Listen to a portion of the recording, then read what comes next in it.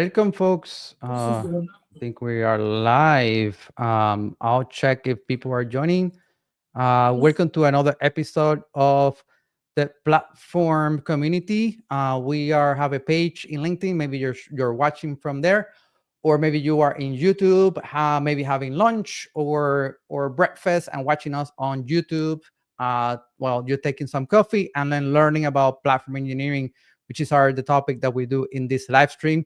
As I always, we try to bring the experts from the cloud native community on telling us their stories around what they're building, where they're launching, and then how they're building it, and always with an aspect of open source. So today, I'm glad to welcome the Cisco team from Outshift, Hasith and Sri. So let's go into intros. Hasith, quick intro for yourself. Welcome. Thank you for having us again, Carlos. Nice to be back. So I'm Hasith, and I lead platform engineering and CISO for Cisco's incubator, which we refer to as Outshift. Yeah, nice to be here and happy to share what we do. Yeah, and I tag Outshift by Cisco in the linking page, so you can follow that page to stay up to date on all the things that the team is doing. Even their great blog site. I enjoy very the blogs, and then many of the blogs are written by Sri. So welcome, Sri. Yeah, thank you, Carlos, and thank you for having us.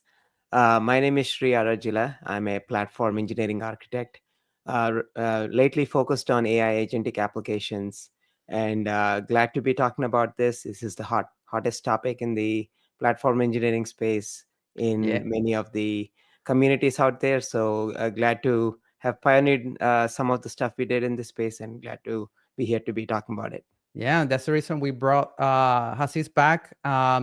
We had the first episode. You can watch it in the YouTube or go back in the linking page. But today is part 2. And then part 2 goes into Agentic for platform engineering. So let me show you a little bit here. So Hasith can tell us more about the topic of today. So main thing is when we look at platform engineering, it is a bottleneck by design in order to streamline the wonderful diversity we have in the cloud native ecosystem.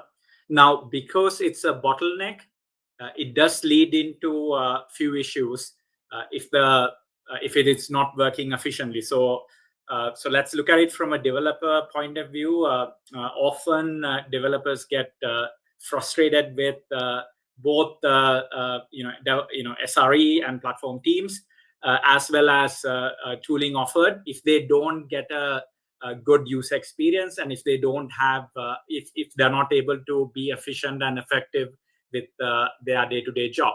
Now, if you look at on the other side, for platform engineers, this actually end up becoming a significant workload, leading to poor work-life balance, a lot of stress. I've met many individuals who end up burning out doing SRE or being part of platform teams, and this is clearly an issue in the whole industry. So when we kind of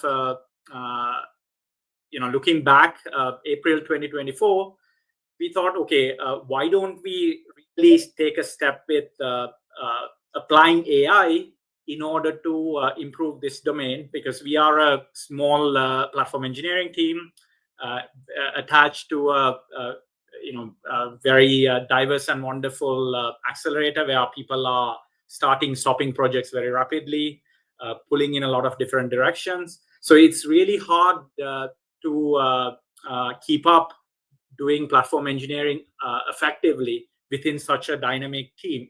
So that's why we decided to take a step with AI, and especially with the accelerator having an AI focus. So that's why we started this journey, and the results speak for themselves. So, a little bit of context, right? I think what has been the internal developer platform or platform engineering, right? That I think I work for the cloud, so I see a lot of use cases for the cloud of an organization having developers, right, go directly into the console and start like clicking and then getting their S3 buckets, their VM, and going to another UI and getting a GitHub repo created.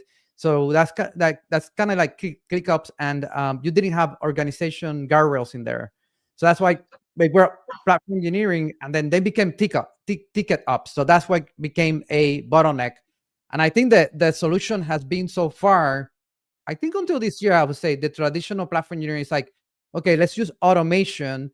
So the input to the users will be a form, right? A form, different forms. We call these templates. They can be in a CLI or can be a web page. So you don't go directly to the AWS cloud provider console, right? You give them a website or CLI where they can select what of a menu, what are the things that they have to do. And then once they go in there, they have to put all the inputs, like how much memory do you need? What is the CPU? What is the S3 bucket that you need? And it's like keep choosing until you hit a button of done, and then you get the things. I think that's like maybe platform engineering V1. I think what we're talking about is, well, it gets to a point that so many forms and permutations that we need to help those people of it's both sides. That doesn't scale very well. So this year, Agentic and the reasoning of unstructured input or unstructured desire from the platform, from the developers, can be automated, right? And could be intake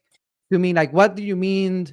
And going back and forth. I think this is the angle of Agentic. Like traditional is like, give me a form, I do a template, click, go, automation. This is talking to something different, right?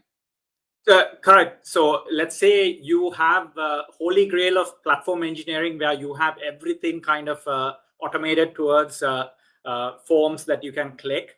But the problem is there's still a big gap getting users to the right form and making sure the information is populated with the right information. And then also, not only that, like providing just information to the users. Even if you have great FAQs, you always, users end up coming to the platform team. Hey, how do I do this? Or I have instances where I have answered the same thing in a chat window. Somebody's asking me the same question in the same context window. So it's like it's in the same history, right? But so that's kind of like, even if with platform engineering, you still have to kind of like be that frontline service team in order to make it work, because you have that gap. Even if you kind of like automate everything towards single forms, right? This is where Agentic can come and really help elevate that to the next level. Yeah, and I think the prioritization of this is platform team is doing this at scale to the point that you start with one. Let's take, for example, Backstage is a good example, or Port also is you create a capability where people click like the forms that you said, right? And you start with one, and then two, and then three, and then you have 100 of them because you want to have like, what is the specific option you have? So even like finding the form that you're correct, finding the form of like, I solved the issue. I have an IDP with 1,000 templates. Great. Everything is automated. Just choose the right one. Make sure you put the right inputs, right? The right region, the right size. Give me your name, because sometimes he asks you the user ID. Like, I'm logged in. Like, what do you mean? And my GitHub user ID is different from my company ID, but you should figure it out. Like, what's my Jira ticket ID and my GitHub ID and my EKS username or Kubernetes username? Like, why do I need to put all these fields in there? Just figure out who I am. So that's following like, because I think people have hesitant of like, this AI can actually do it and then or not do it, or it can go out well. So if like figuring out this unstructured data is part of it, like understanding what the user mean and also doing it in a safe way. I think that's the safe ways that people are afraid of not trying this out. So let's move on. Yeah, absolutely.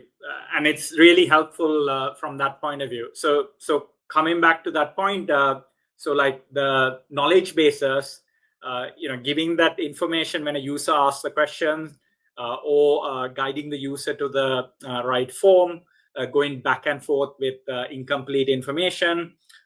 So those type of work is super beneficial if you let AI handle it, because this suddenly elevates the user experience while providing a significant amount of time to platform engineering teams.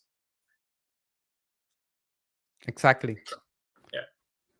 And this is an example of impact of like you are using this system at Cisco in the innovation labs where you're located, of like measuring like in production. Like let's say in production, when you run in internal development platform, it's a product, like it's production. People think like it's that outside service, but it's a service for your organization. People rely on their productivity on Sri and Hasith having this system, right, working up and running, right? It's a product. So what's the impact you've seen?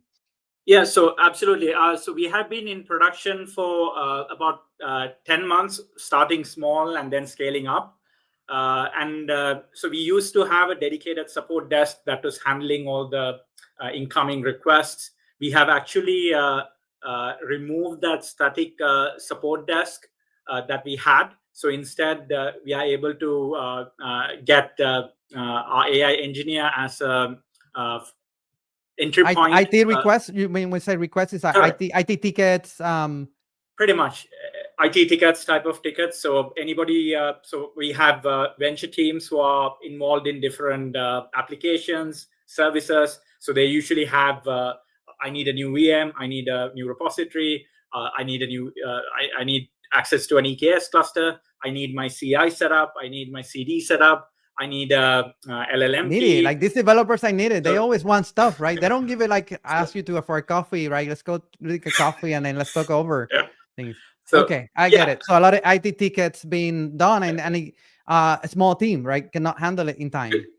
Pretty much, and it's also like I needed it yesterday, and you're already too late, right? You know, it's always rushed, so it's quite demanding. So having AI, an engineer kind of like take that workload really helps us kind of focus on improving what we do for platform engineering, and also elevate the kind of user experience they're getting. So we've been able to do that.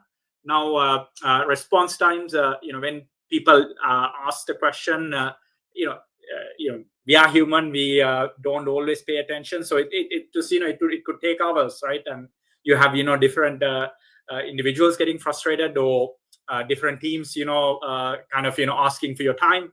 So responses could, be hours at times, whereas now with seconds, right? Responses are seconds.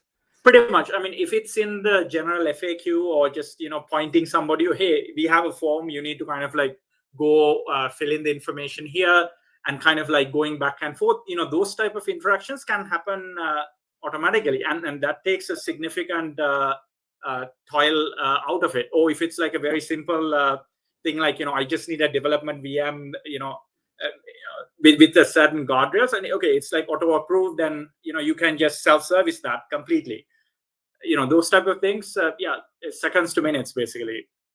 And I see in the middle you have examples of WebEx bot, Backstage, Jira, VS Code, CLI. So the interface to this AI system, to platform engineering, doesn't have to be the typical Backstage, right? The system, the agent is something that is hosted, but access through the VS Code, right? From VS Code, you'll be able to access that AI platform engineer. Yeah, I mean, here the most important thing is we didn't kind of try to radically change the user experience. It was almost like, what are the interfaces that are being used? And then we kind of introduce it in the most natural way within that user interface. So I know it sounds quite a lot, but developers end up using quite a few things, right? So that's switching from terminal to VS Code. I do it all the time. I use Amazon Q in the CLI, and then continue to VS Code in VS Code in my IDE, and then continue in the AWS console, right? So I'm using these agents at work, and it knows who I am, right? So it knows the context and all those things. It follows me. Yeah. So and then this is successful at Outshift by Cisco. Is anything, I think last time you mentioned that you were working in the open source community around this project? Like how you're contributing to the community, or maybe taking advantage of the community?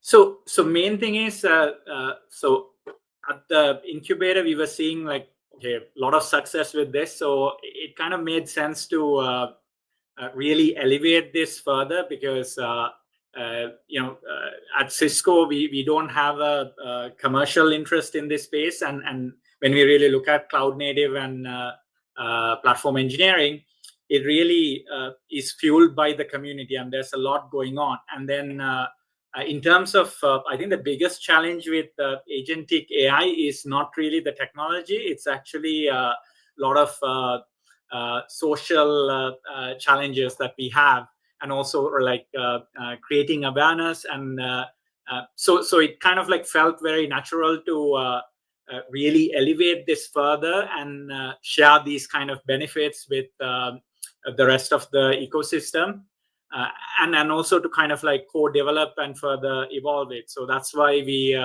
really elevated it as an open source effort. And the idea here is, in fact, to create a distributed, very much configurable for different enterprise needs or user needs, a multi-agentic system that's going to make it quite complex and an interesting problem to kind of solve to the greater benefit, which is like a pretty cool thing. So glad we are able to kind of like do that. And also So in the Canoe project, the CNOE, Cloud Native Operational Excellence, right? It's an open source project in the Cloud Native community. And I recently, a new SIG, a special interest group, got created around agentic platform engineering, right? AI platform engineering, and the vision. And I'm part of that group. So what I understand from the vision of that special interest group, it was maybe two, but one is more important than the other one. So I was compared to the example of, like, let's say that we want to do, there's a company doing a health related AI agent, right? Health related, of like finding the latest research in a certain type of medicine or conditions, right? Just doing research and providing information on what's going on, helping doctors, right, or medical physicians with that. The implementation of it will be JavaScript, Python, LLM models.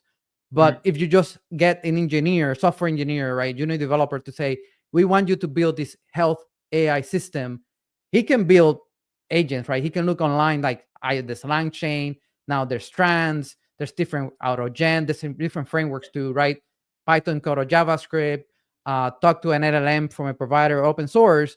But that developer would not know what is the type of agents or interactions of, like, what are the type of assistants that need to be created to create a multi-agent, what are the scenarios that it needs to be involved, like that aspect. It needs people that are experts in health and science, right?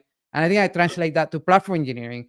We're kind of doing the same, right? We can build agents with all these frameworks and libraries and APIs and containers, but you need like experts to come together of saying, like, well, we need one that, what are the type of agents that we need? One that is dedicated to CI/CD, or one is to DevOps, one for logging, monitoring. What are the use cases? And then, like, how do you put it together to provide that user experience, right? You need that. So I think the Canoe project, that's what it's trying to focus on, like the aspect of, like, what does it mean? What does it good look like in terms of platform engineering in AI?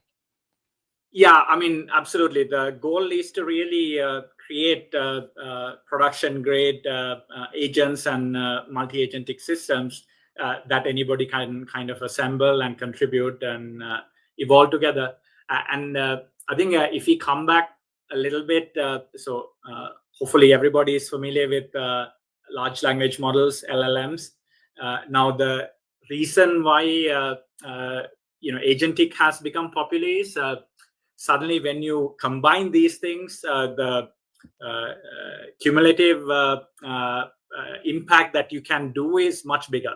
So that's why suddenly agentic systems are becoming very popular. And then if you look at the world today, you have kind of like various processors involved. You have data silos. I mean, data silos has existed for the last 30, 40, 50 years, right? They're still there, and you have various processes involved. So when we and if you look at behind any enterprise or platform engineering effort, there's many systems behind the scene.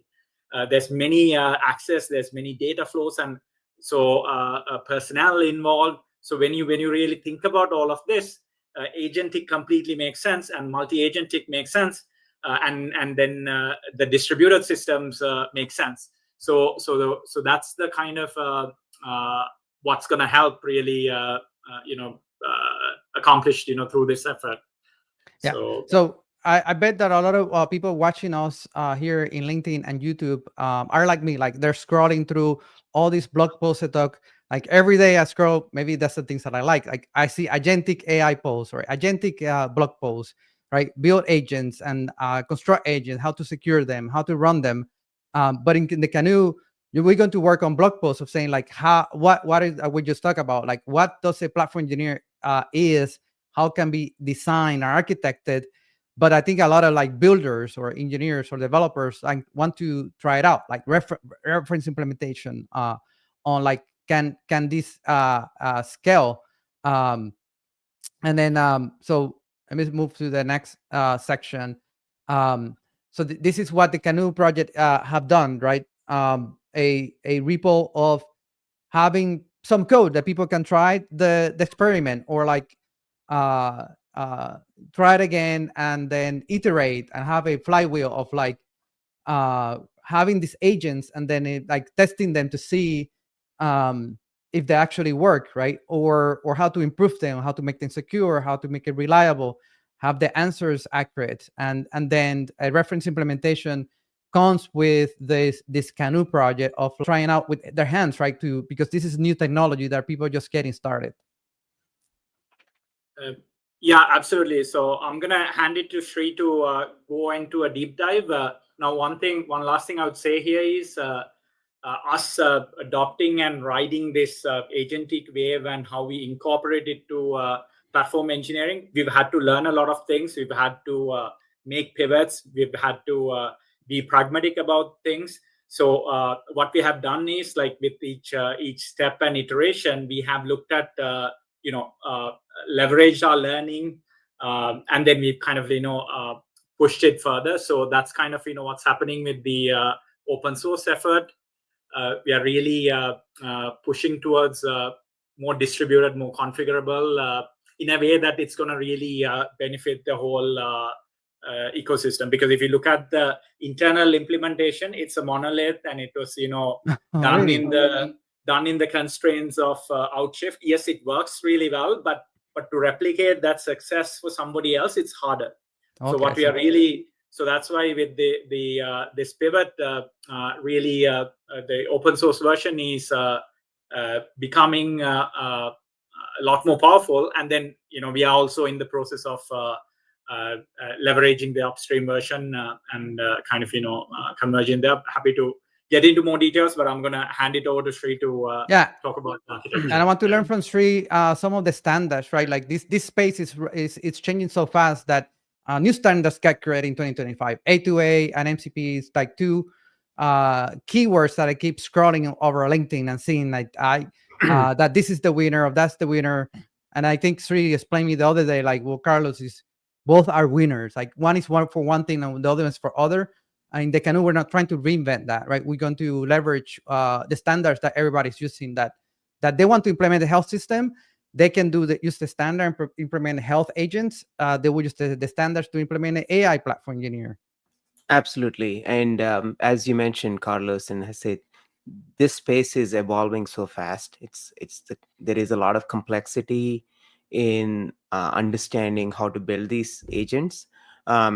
As you both rightfully said earlier, what we're trying to do in Canoe is to have an opinionated way that we can pick some things that we say that these are a validated design, and we want to make sure that these work. We validated these are reference architectures, not only architectures but actual code implementations that folks could use. And we're also learning these protocols and standards, and some of these standards and protocols are starting to become more generalized. More folks are using them, and they are starting to become more and more popular. So we have taken an approach here where these are a set of opinions we started with, and we always constantly question, okay, is this the right opinion, and where do we tweak, and where can we be more flexible, because we want more flexibility in choice of using someone's tool of choice, but also not too flexible where you cannot have a very much a validated design. So the architecture, with the consultation of that special interest group, and this is an ongoing discussion, and we encourage you to join those community meetings. uh, the architecture we're presenting here is basically, if you think of whether it's a platform engineering agent or a AI healthcare agent or something else, one of the design patterns of building this is called a supervisor agent or hierarchical supervisor agent, where a supervisor agent basically is orchestrating the human language, natural language inputs from a user, typically a user or a chatbot, or you're instructing from a task management system like Jira. You're giving input to this orchestration system, and the orchestration system is able to reason on that natural language question and say, okay, I need to do something, I need to act. So there was this famous paper written by researchers from Google called React. So all agentic interactions are doing a React loop. So they reason on the question, they act and call a tool, and they can go back and forth in many iterations. So in a multi-agentic system like this, where there is an orchestrator, the design pattern we've chosen is, we want to build a sum of parts like Lego building blocks. So we think of some of these platform engineering tools, like people are doing pager duty for their on-call schedules. They are interacting with Git repositories. They're talking to Argo CD for their CI/CD deployments, so on and so forth. So the opinion we have taken is, yes, at Outshift and Cisco, we would choose, let's say, n number of tools to build this platform engineering agent, and we want to make it flexible so that folks can build these sum of parts like PagerDuty, GitHub, and then compose them into this orchestrator, and have this really powerful Uber agent that can do like a Swiss Army knife of, hey, I can get information from PagerDuty, correlate that with Jira, and basically be able to munge all of that information and present it. And as Hasith mentioned earlier, not only this is an information gathering tool in real time, we can also do a lot of self-service tasks. And ultimately, the goal is to be able to really reduce the toil, reduce the barrier of where the information is, and connecting the dots so that we can, you know, for many of the platform engineers, focus on the higher order work, and a lot of that information can be provided by these agents, and a lot of the self-service tasks can be automated with natural language. So it's really what I'm trying to hear is, because I've seen that's why I said, like, I've seen a lot of A2A and an MCP. Should I use one or the other? And I think what I understanding from you now is that you could have one agent that is connected to an LLM, or one agent which is agentic, has reasoning, and then connected to a lot of tools like direct with MCP. I'm trying like one agent and then a lot of MCP servers, like 20 MCP servers, one for GitHub, Jira, PagerDuty. But I think what you're saying is, if I connect one agent with all these MCP tools, it's an architecture that at scale can have problems, because the model is like too much context from all these MCP tools to be like an Uber agent, and it gets confused of like, what is the right tool to do what. So you're saying like this architecture is a little bit different, where you have a supervised agent that understand the first pass of that on that request, and then try to filter with a small amount of context of like, what do you really need, and then distill that back to another agent or two agents that would perform the task, or like delegates two tasks that then get combined to another agent, and that agent only has MCP tools related to what its role or area expertise is. And that can scale in terms of context, because I think LLM models have it's doesn't, the context you have to something that is for one is like for it to work, it needs to keep it small. And then the second one, some if you are paying for LLMs, they cost money. So there's also strategies of like maximizing the optimizing that usage of that context. Is that correct? That's why we have multi-agent system to solve that issue?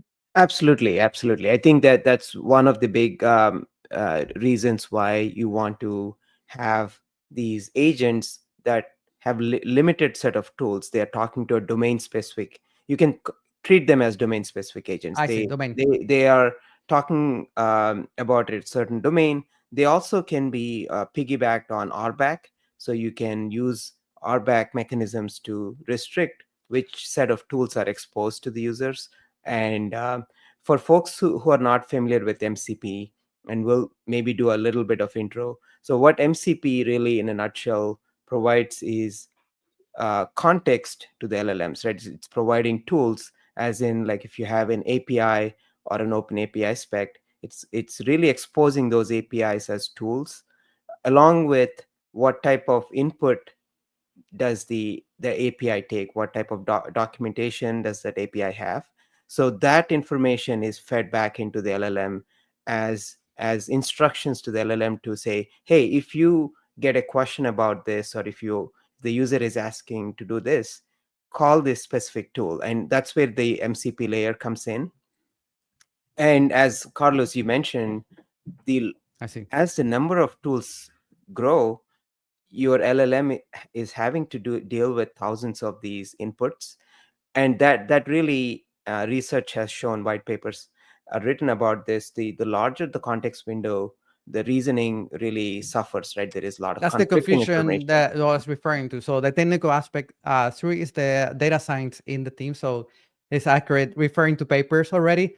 I'm just Yeah, a cloud DevOps person, solutions architect. And I yeah, think also gives you flexibility, maybe that maybe some agents, maybe the some agents are using certain LL.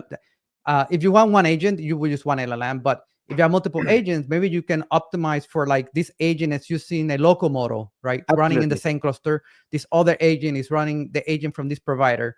Or maybe this agent is using an LLM that is better on this task than the other one. So not all LLMs are created equal. I think I heard, Yeah. right? And especially enterprise scenarios where maybe there are certain um, agents that you don't want the data to go outside the boundary of your enterprise. You can use a lot of locally hosted models, and maybe in some cases you're optimizing cost and you want to deploy your own model where there is a lot of high churn in LLM requests, and you're deploying a local model that you then there is enough flexibility of that segmentation. Let's Okay. quickly touch on A2A. So the agent to agent protocol, and there are several flavors of these that have come. One from agency, there are the Google A2A, there is ACP from IBM, there are a few other flavors of this. What these protocols really are providing is, once you have an agent, really you can define an agent as a composition of your tools that come from MCP, and you have memory for agent, and you have your system prompt that really explains you, it's giving instructions to LLM what you should do.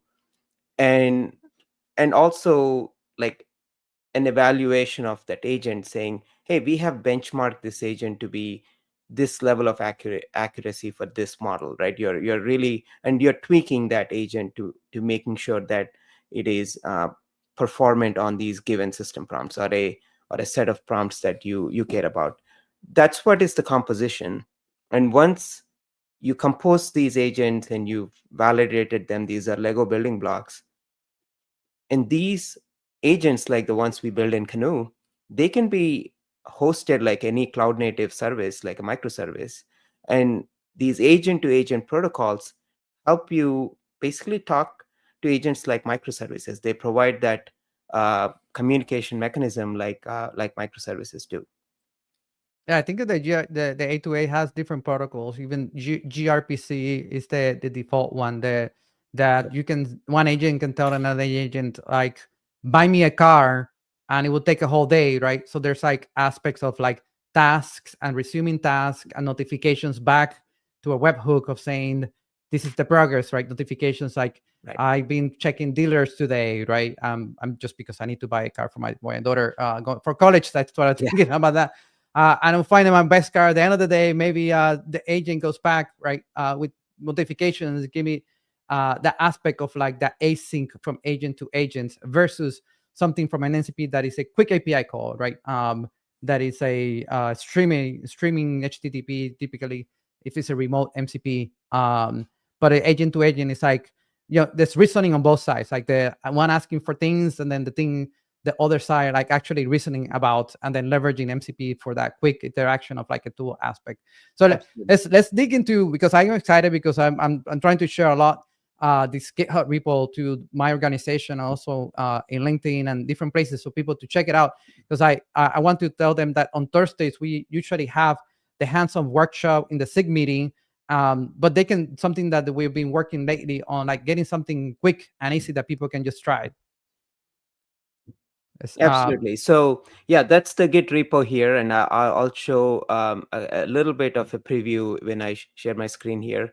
So if you go to github.com canoe-io, you'll see AI platform engineering. So this is how we are externally referencing this project. Is we want AI platform engineering as like our, hey, you have different personas within this AI platform engineering. You could create your own platform engineer persona. You can have we will have an opinionated set of incident engineer, Kubernetes engineer that could create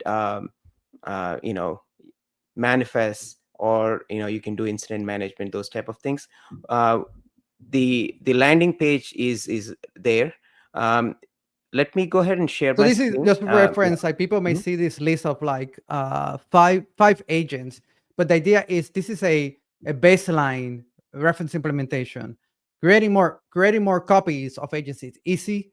It's the difficult part, not the difficult part, but the aspect that you can bring in is the speciality, right? You're writing that prompt for that system prompt, and then what are the MCP tools that you're going to orchestrate. But this is just an example of a few agents that are in the repo. Some of them may grow by the community contributions, right? More Absolutely. examples. Like I'm trying to say, this is examples. Like this is not a finite list. Absolutely. This is not a finite list. And as you mentioned, we will get to the point where composing these agents will become very, even in some cases, we'll get into a point where it'll be automatic in Maybe the there's a future registry in roadmap. the future, right? Or soon, Exactly. MCP registry, and there's also one in the spec, and maybe an agent registry that we can just Absolutely. reuse them from a registry, like we used to do with PyPy or npm or maybe all these things. And we will have a validated set of system prompts that we would have evaluated, and we'll give the user flexibility to override them. Say, Yeah, hey, my use case does not use PagerDuty, I may be using ops chaining. So you will have that flexibility. If you're using, let's say, an incident engineer persona multi-agent, you could override them and customize them. What we're providing is a set of opinions with a very validated, organized framework that we think can scale with multiple agents. great, excellent. Let me see. Can you share your screen? Yep, let me go ahead and share my screen. What we'll do here is do a couple of um, demos of what we built in the open source community. While I set that up, Carlos, Hasith, if you want to look at any live questions, we can answer them. Then I think there's a few comments that people were saying Yeah. this is awesome work. I think I saw also Alessandro from the CNCF ambassador. He said that this is like we're in the gold rush of AI agents, cracking the code to make them really useful and sustainable. Feels like Kubernetes in 2017. Yeah, maybe in 10 years you will see me like it's 10 years from the AI agent project. Remember 1.0? Like I do today for Kubernetes. Great. I'm gonna combine two questions. So one is, yes, there was a question around the space is very agile. There's a lot of churn. So yes, that is very true. It's very rapidly changing. With this effort, what we are trying to do is make sure that we stay ahead and be competitive.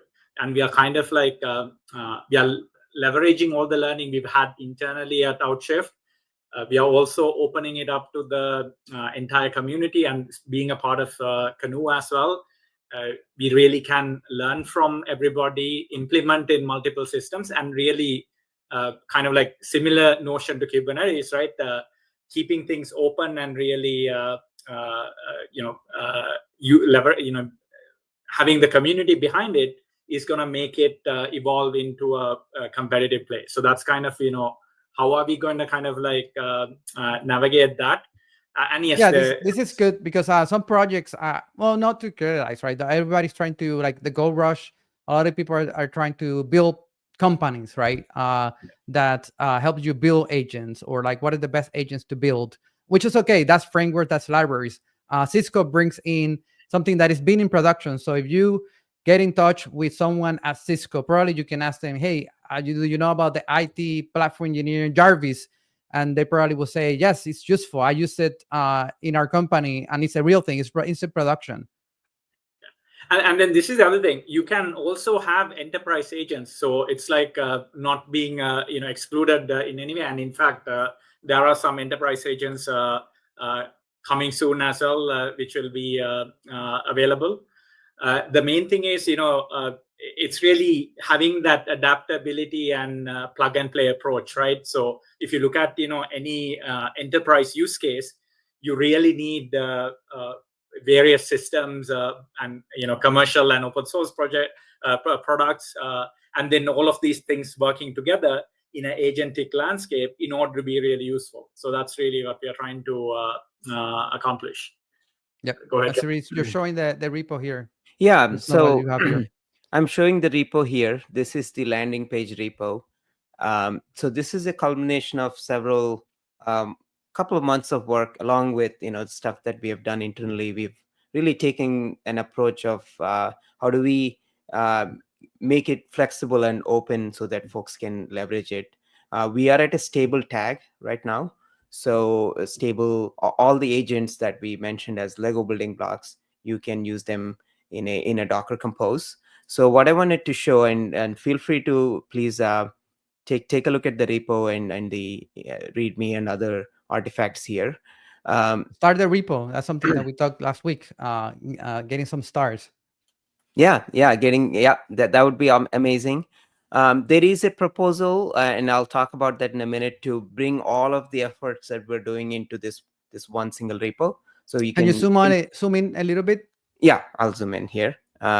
So what you're looking at my screen is a Docker Compose, a way, and it's very familiar territory for this audience, platform engineers, a way to launch this AI platform engineer, along with all the associated containers. And all of these agents are containerized, obviously with the benefits that containers bring, with isolation and everything.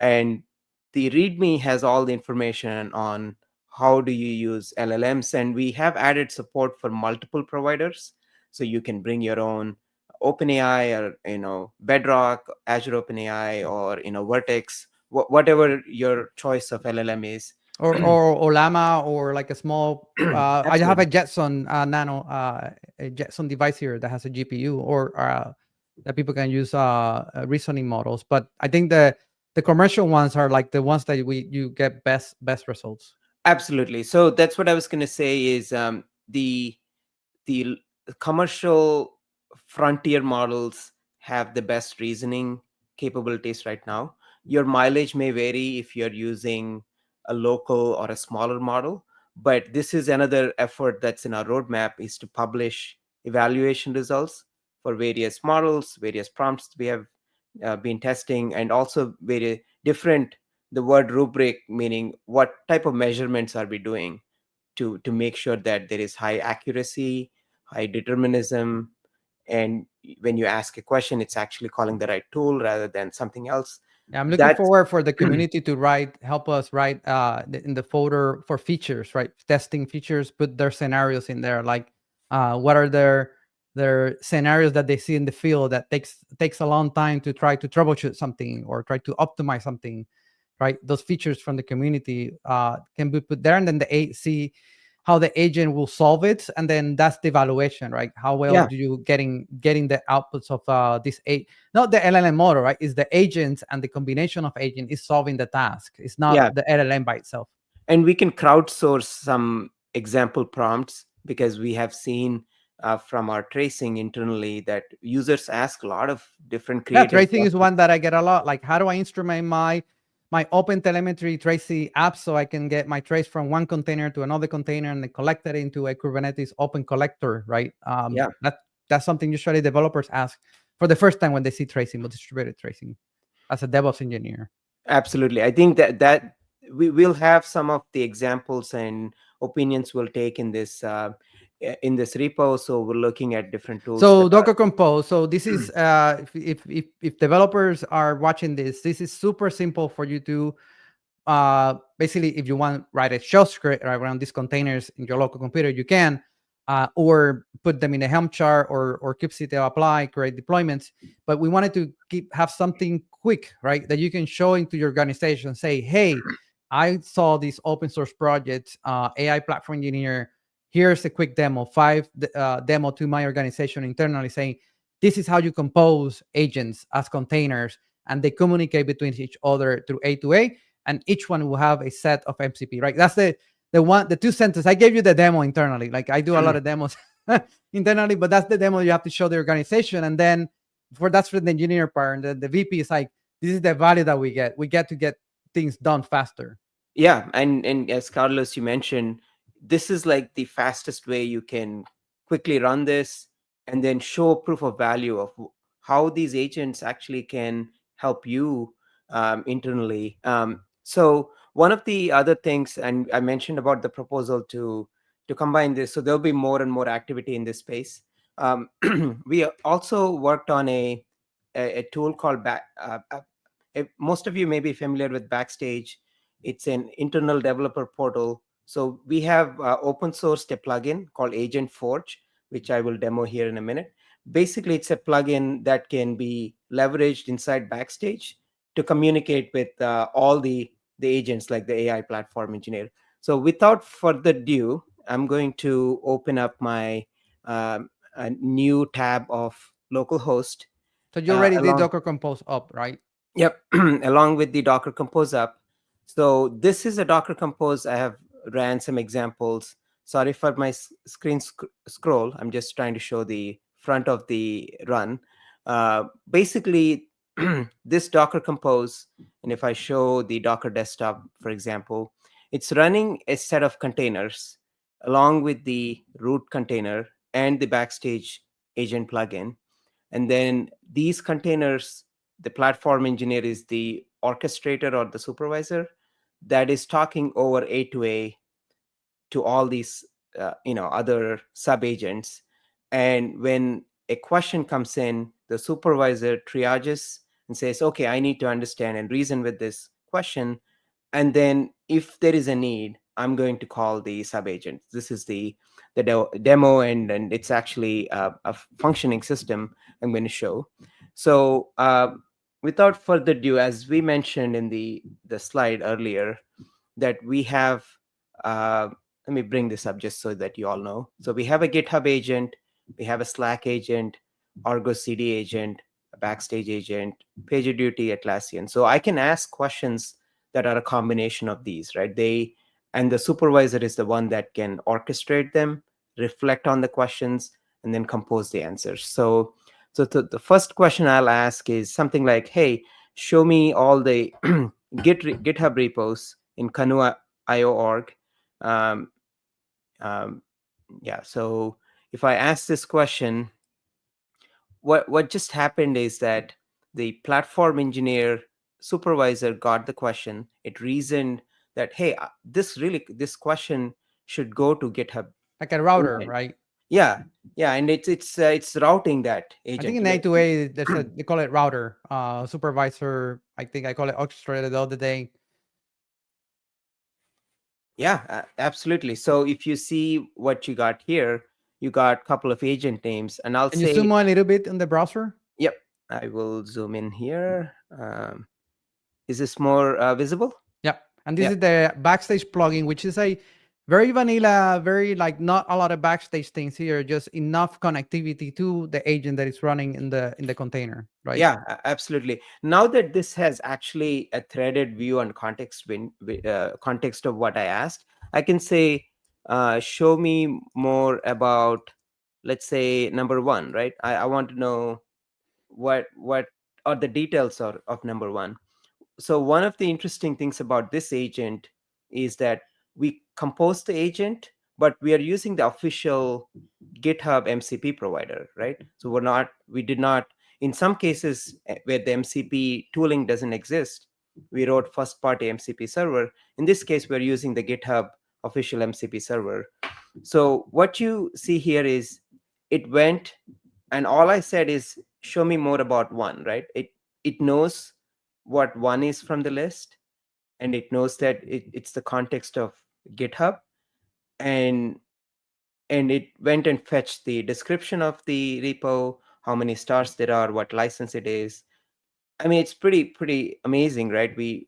If you see the amount of code that's written to build this, it's incredibly It's, small, right? We didn't write the it's business logic. text. Yeah, The difficult part is writing human text, right? That translate to for the agent into instructions for the agent. yeah, So to recap, uh, Backstage has the open source plugin. This is not a Canoe plugin. This is a that shows in Backstage community that anyone can use. So from this web UI, talks to the supervisor agent over A2A.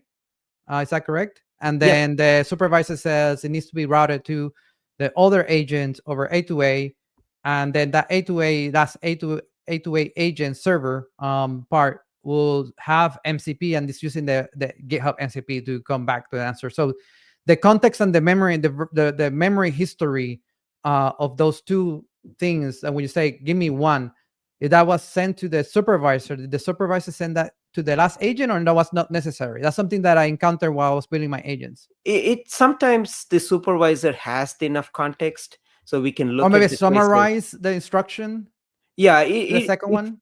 if it has enough info from the context window, it may not send it to the sub agent. It really depends on how the supervisor reasoning and the data it has in its own context window. If you are asking a question from 30 messages ago, maybe that could be you know The some of this supervisor will interaction. talk to the user to figure out like what's going on to Yep. finally get, oh, I know what you mean. Like I'll route it to the sub agent. Yeah, Great. I will show one more example of a very complex, slightly complex example. So we did the But hello world, right? The people are like not impressed. So let's show them yeah, something else. yeah. So that's, yeah. I mean, this is a public repo. Anybody can find it. No big deal, right? Yeah. So this is for all those folks who are incident engineers, or if you are ever on call, you always want to find out who is on call, and hey, find out uh, what task they're working on, right? In this case, we use Jira system. So I'm asking a question, hey, show me who's on SRE on call. I'm asking their email address, so we don't show it in this space, and find all the Jiras they have in the last 7 days. It so happens I'm the SRE on call, so I can show my Jiras. Interesting. Using the agent to help you in the demos. So you mask the. I'm going to use that tip on my next Yeah, AI agent absolutely. And demo. you can also say, hey, show me Harry Potter names, right? You could also really ask the LLM to really rewrite your name if you don't want to um, show. So what you're seeing really fast on the left-hand side is it actually went by fairly quickly, and sorry for all the scroll. It went to the platform engineer orchestrator. It then went to PagerDuty to fetch the PagerDuty info. Then based on the emails from PagerDuty, then it went to Atlassian Jira, correlated and did a Jira query language JQL, and it's able to fetch that info and get all that data munched together in a markdown format and send it to us, right? That's pretty incredible. It did that within like So in this 15. case, you use two sub agents. Yeah, it talks to two sub agents, and this is where the orchestrator comes in, and you'll see some traces of Atlassian here. So it talked to PagerDuty first, got who is on call, and it got the email address of the people, and then it went to Jira agent, and it's able to say, hey, for this user, do a JQL, find all that info, and then send it back to the user who asked the question. And Hasith, we go back to what we're talking about interfaces, right? This is a prompt where people put something in there, but people can do it from Slack. Like if I'm in Slack, I would just say slash Jarvis, right? Who's on the same question, like, and then the same agent will run in the background, right? The same system will run. Maybe these agents are running in Kubernetes in your corporation. If you are like me, right? We run everything in Kubernetes. And then it comes from Slack, right? Or it could be in the ID, simple ID plugin. But I think Slack will be like it. You can access it from any interface where your convenience. Many interfaces, and also over time that it could also build a profile about what your preferences are, what are the things you talk about, and kind of like tailor to your needs as well. So I think those type of functionalities will make these systems much more usable and quite powerful in the future. So before we run out of time, I think the thing that people will say, I think half of the audience would say, this is awesome. And then the other half would say, this doesn't work because then the agents can do whatever they want. What about security? Yeah, great question. So this is where we're investing in. There are a lot of evolving standards in this space. So we want to use OAuth protocols to obviously authenticate the user from, if you're using Backstage, there is, you use your IDP provider, identity provider, use the JWT tokens, encode the scopes. And there are a couple of ways we can do this. And there are evolving standards in agency collective with agent identity and interleaving human identity with the agents. And also, I think, Carlos, you and we talked about in our forum, how do you do a tool calling on behalf of the user, right? Like how do you, yes, whether you do it on behalf of the user, are you using admin tokens, but are you you're doing scope checks to say, is this user privileged, or doing the right RBAC checks to serve that. So there are evolving standards right now. In this opinion, we have gotten the stuff to work. We have a roadmap to improve, add the right security with Keycloak, add the opinions on how do you deploy to Kubernetes and make it production grade, right? Enterprise production grade. Yep. That's what I would say. Yeah. I would add that in terms of security, these are, I think I try to simplify, but I was going to say treat it as microservices. And at the end of the day, these are microservices talking to each other to accomplish something. So in terms of like microservices, we're talking to each other to establish an order that you buy something online or a transaction in the banking system, right? These are microservices that talk to each other. So the answer solutions architect, it depends, right? But it could be, like you mentioned, it could be like following the best practices that we have done for many years. Don't drop that. Like Sri said, if you are talking to the user, then the user should log in, and that should get an access token on that first stage. And then that access token, then you can decide, I'm going to get another token for machine-to-machine communication, right? So that machine-to-machine communication will not be a user. So that machine may request another token with different scopes and see if you can get elevated access, get a different token, and the machine-to-machine is the authentication, right? Authentication versus authorization. So at that point, maybe you're not the user anymore. You become a parameter, but the user is the other machine. So it's exactly the same as microservices architecture security. And the specs are being updated. The MCP had a problem and it got updated. And A2A also has things like the server giving back in the car saying, these are the requirements for authentication that the client needs to go and figure out how to get it, and then come back. So that communication about requirements of security are in these protocols of 828 and MCP. 100%. And another way to think about it, so if you look at the implementation and Outshift, you can talk to an agentic system and get your entire CI set up. You could deploy things into production. You could do a lot of things. Now, however, now the way that we have accomplished is when it comes to authorization, you have a very good RBAC. Who's allowed to do what's within the risk boundary. Those type of considerations are being made. Now, with Agentic, I think there are many security angles and a lot of things are coming, and the industry certainly need to mature. But the other beauty of the application of this into a internal, platform engineering type of domain is all of us kind of like get to try it and evolve it in a relatively safe setting to our comforts level. And I mean, in the accelerator, we have been very adventurous and kind of like really push the dial up, but that's kind of the way to think about it in some ways, right? I mean, yeah, and I think in other episodes we have talked to other guests that they have their DevOps infrastructure all is created through Kubernetes resources, YAML files in namespaces. So use case that you said, if somebody wants to set up a CI/CD or requires a database or an S3 bucket, right? Then the agent can say, can this user with the RBAC that has on the Kubernetes cursor can create an S3.YAML in this namespace called Carlos? If it can, then let me create that S3.YAML, apply it there in that namespace. That's using RBAC, Kubernetes RBAC that you already have established. Like if you do it manually with kubectl or Helm, it's the same as the agent doing it. And then this follows the policies, right? The same way of the S3 bucket we created, because the YAML using things like ACK or Crossplane or curl, like Kubernetes APIs, it's something that you are doing that, then that's the route that you can go with of using Kubernetes for infrastructure, but using Agentic on top of it. So that's something to think about.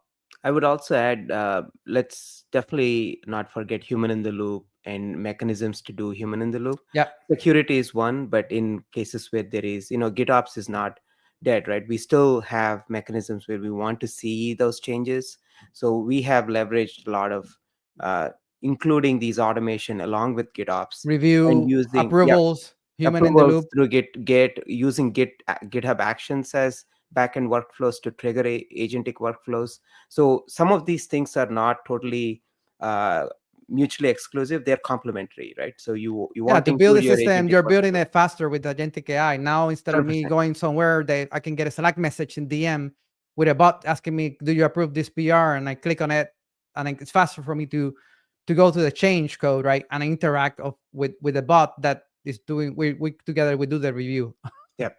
And with the relevant context, right? So if you look at in most organizations, what has happened to GitOps is people are approving and whatnot, but nobody's really paying attention to like all the changes and the kind of like even following the context, right? So with these type of things, you can actually, okay, 1,000 lines changed. I don't. Why did they change that? Like, what is it related to? Some change? It's a bug? It's an enhancement? Exactly. Who did it? When?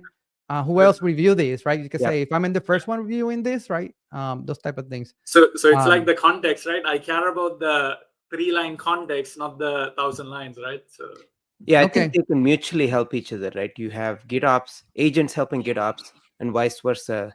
You can kind of bring these things into a harmony and accelerate for sure. Okay. So with that, I think we're running out of time. This is the call out for everyone to go to this GitHub repo, give it a star, find the Docker Compose, and then configure an LLM, like any LLM that you have an API key. I think that's the instructions, and then it's super simple to set it up. Docker Compose, and then Docker Compose also includes the backstage, right? So you don't have to worry about like configuring backstage. It's an example backstage that you can just give it a try. Sri was very smart to include that. I think it was awesome for the user experience. So watch us on the next episode, and then follows us on the Canoe webpage, follows Hasith and Sri on LinkedIn, and we'll be posting more of this topic. But join us on Thursdays if you want to learn more on hands-on. We put it here on the screen. Here's the QR code. And it's on Thursdays, Pacific time is 9 a.m. And we discussed like what are the new things we should be looking at, like lang fuse, tracing with Phoenix, evaluations, right? So you don't, instead of these logs that you see here, you see a nice trace with colors of what calls what, how long does it take to talk to the LLM, how long does it take the MCP to respond back. Those type of operations when you go into production are important. So until next time, thank you, Hasith. Thank you, Sri, for joining me today. And see you next time, folks. See you. Have a good one. Thank you. Bye.